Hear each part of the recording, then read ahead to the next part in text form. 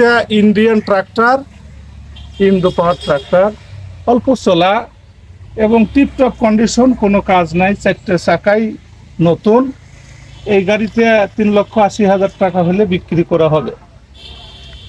তো এই ট্রাক্টরের ভিতরে ইঞ্জিনের কি কোনো কাজ টাজ করা হয়েছে ইঞ্জিন কিনা? গিয়ার বক্সের কোনো কাজ করা হয়নি এবং কাজ লাগবেও না, এবং সুন্দর টিপটপ কন্ডিশন আছে। সোনালিকা 60 হর্সের ইঞ্জিন, স্বরাজ নিউ মডেলের গিয়ার বক্স। এই ট্রাক্টরে আসলে ন্যায্য প্রাইসটা কত হতে পারে? ন্যায্য প্রাইসটা 3,80,000 টাকা দাম ধার্য করা আছে। আসলে কি দামাদামির কি সুযোগ আছে কিনা? দামাদামিরও সুযোগ আছে, কিন্তু আহামরি কিছু না, সামথিং কিছু আর কি। মানে এই ট্রাক্টরটা আসলে কত বছর হলো এই ট্রাক্টরটা আপনার ব্যবহার করছে? এই ট্রাক্টরটা 2 বছর ব্যবহার করছে, তারপর থেকে কোম্পানির ধরা অবস্থা এখানে পড়ে আছে।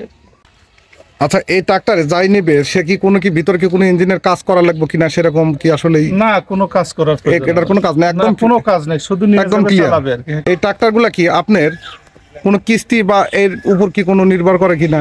না, এটা ক্যাশেই কিনতে হবে, এটা ক্যাশে নিতে হবে। টাকার গাড়ি। হ্যাঁ তো এই ট্রাক্টর নিলে পরে আপনি কিছু আপনার প্রাইস কমা দিতে পারবেন না? হ্যাঁ, সামথিং কিছু ডিসকাউন্ট করতে পারবেন এরকম।